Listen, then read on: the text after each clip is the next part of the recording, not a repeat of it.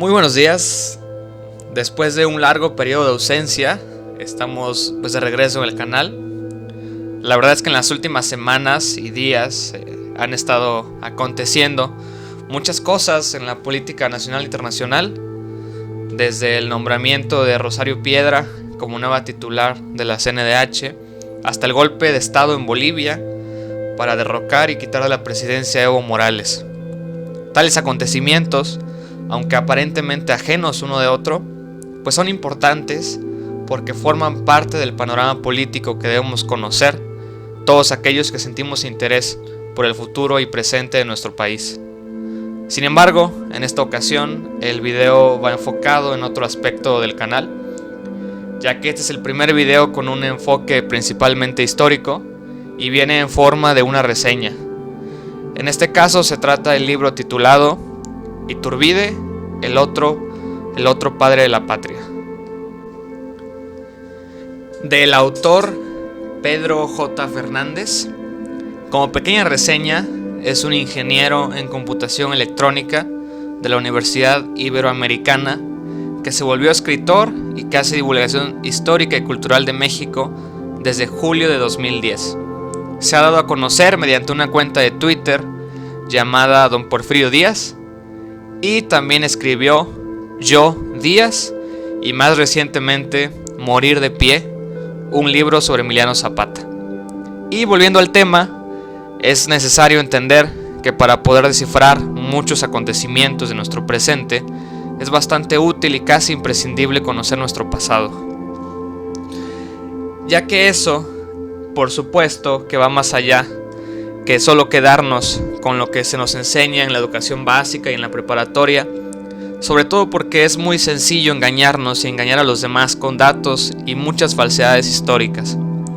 Hace apenas 2 meses México celebró un aniversario más de lo que se conoce como el inicio de la independencia, un evento bastante memorable, principalmente porque fue la primera ocasión que el presidente López Obrador del grito como titular del Ejecutivo de la República, y porque después de tantas décadas por fin se vio apoyo popular en el Zócalo aquella noche, y no hubo gritos, ni majaderías, ni insultos como solía pasar en los sexenios de Calderón y también de Peña Nieto. Mientras que el 27 de septiembre, fecha en que se conmemora la entrada triunfal del ejército trigarante a la Ciudad de México, quedó olvidada. Lo mismo pasa con el 28 de septiembre, día en que se firmó el Acta de Independencia del Imperio Mexicano. Pero tales acontecimientos, por el solo hecho de involucrar a uno de los jurados enemigos de la historia de bronce, Agustín de Iturbide, es que ni se les menciona en prácticamente ningún medio. Este libro en cuestión no es para enaltecer al personaje, creando una figura inmaculada más de nuestros héroes históricos, sino que se trata de una novela histórica. En realidad, un primer acercamiento al individuo y a su época. Si bien se toma licencias artísticas y recrea hechos complementándolos con la imaginación, sirve para fomentar el interés del lector, que al encontrarse con datos que le son desconocidos, se espera que la curiosidad lo lleve a investigar más al respecto en internet o en otras obras. La revolución de Miguel Hidalgo, Aldama y Allende fue más que un clamor de libertad, y seguramente algo menos heroico que a lo que la mayoría de nosotros nos gustaría admitir. A su vez, que el imperio de Iturbide fue más que una simple ansia de poder, y seguramente algo más necesario de lo que también nos gustaría admitir.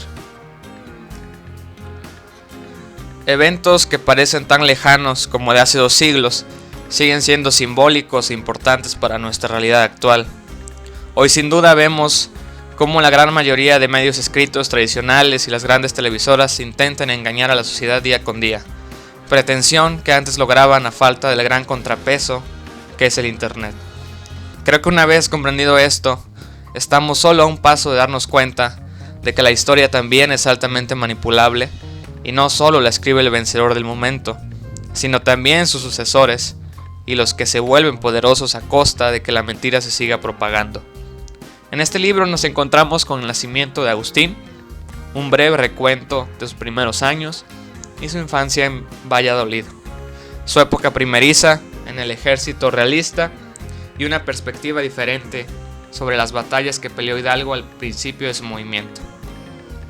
Además, también menciona acontecimientos poco conocidos pero fundamentales para entender aquel inicio de la segunda década del siglo XIX, como la rebelión de Gabriel del Yermo contra el virrey José de Iturrigaray y las enormes convulsiones que vivió la política de la Nueva España como resultado de la invasión de la Francia napoleónica a la España peninsular. También nos encontramos una descripción del país, de varias de sus ciudades, información sobre los distintos virreyes que comúnmente son omitidos de nuestro libro de historia, tales virreyes que se enfrentaron a la insurrección y cómo realmente la independencia no fue un único movimiento que se haya extendido durante 11 años consecutivos, sino que en realidad fue todo un conjunto de levantamientos, muchas veces inconexos, que se sucedieron por intereses particulares de cada grupo que lo representaba. Lo que es indudable es que resultó en una guerra fratricida, donde las castas y los estratos sociales se fueron reconfigurando año con año hasta terminar en algo distinto. El tiempo, a su lento pasar, va dejando poco a poco en el olvido las enemistades. Tanto no son inútiles héroes infalibles, retratos históricos de una aparente divinidad, como no son inútiles aquellos denominados traidores a la patria, sin un debido proceso de evaluación a su historia y su contexto. Pues si algo es cierto es que Iturbide no traicionó a México ni a su pueblo. Entonces, ¿a quién? La novela, a través de cartas de Iturbide a su hijo, nos narra sus vivencias, sus miedos, sus anhelos y el último tramo trágico de su vida. Desde su abdicación al trono del Imperio Mexicano, la travesía de él y su familia bajo custodia de Nicolás Bravo hasta el puerto de Veracruz, y su posterior partida con su esposa y sus hijos hacia Europa. La breve estancia que tuvo en Livorno, casualmente en la casa de campo de Paulina Bonaparte, hermana de Napoleón, y también su residencia en Londres a partir del 1 de enero de 1824. Resulta que el 3 de abril, por 66 votos contra 2, se declaró traidor a Agustín de Iturbide siempre que se presentase en cualquier punto del territorio mexicano bajo cualquier título, al igual que cualquier persona que cooperase en favorecer su regreso. El 22 de abril se dictaminó que si Iturbide pisaba suelo mexicano sería declarado traidor y enemigo del Estado. Por tal motivo cualquiera podría darle muerte.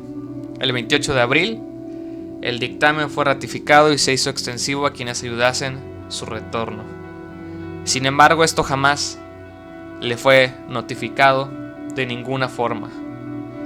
El 4 de mayo de 1824, Iturbide se embarcó en el bergantín inglés Spring, considerando que la independencia de la nación corría peligro por los esfuerzos que hacía España con ayuda de la Santa Alianza para reconquistar los territorios americanos. Lo acompañaban su esposa, 2 de sus hijos menores y el coronel polaco Carlos Beneski, a quien conoció en Londres.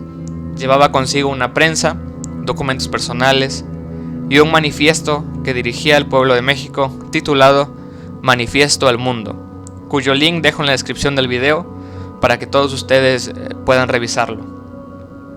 El 14 de julio, la embarcación ancló en la barra de Soto la Marina. El día 16, el cabo Jorge Espino realizó la detención de Iturbide y de Beneski en un lugar llamado Los Arroyos. Fueron llevados por Felipe de la Garza a Padilla, dicho comandante militar, precisamente a quien Iturbide le había perdonado la vida mientras este era emperador. En Padilla se encontraba sesionando el Congreso local del recién creado estado de Tamaulipas y también se encontraba allí el gobernador Bernardo Gutiérrez de Lara, otrora partidario del movimiento de Miguel Hidalgo. En su defensa, Iturbide arguyó la posible invasión que se preparaba con ayuda de la Santa Alianza, pero nadie le creyó. El Congreso local ordenó cumplir el decreto federal y el 19 de julio de 1824 Iturbide fue fusilado. En 1838, bajo la presidencia de Anastasio Bustamante, los restos mortales de Iturbide fueron trasladados a la Ciudad de México y se inhumaron con honores en la capilla de San Felipe de Jesús en la Catedral Metropolitana, donde permanecen hasta ahora exhibidos en una urna de cristal. Su nombre, asociado con la bandera nacional, se conservó durante mucho tiempo en una estrofa de la letra original del Himno Nacional de México, escrito en 1854, cuya tal mencionada estrofa se suprimió en 1943 y de hecho en algún punto de esa época fue incluso un delito cantarla. El México independiente se convirtió pues en uno de los pocos, si no es que el único, país que asesinó a su libertador. En conclusión, se trata de una novela de ficción histórica que personalmente recomiendo, pues con un lenguaje muy ameno y fácilmente comprensible nos induce a investigar más a profundidad sobre esta época tan importante de nuestra historia y no haciéndolo únicamente desde una perspectiva. El análisis de múltiples puntos de vista, combinados con un sólido criterio personal, es lo que nos llevará a la verdad. Espero hacer más reseñas sobre otros libros de contenido histórico en el futuro, pues es uno de los pilares con los que se fundó Reflexiones Nacionales. Cualquier comentario es bienvenido y recuerden compartir el video y suscribirse al canal. Que tengan un excelente día.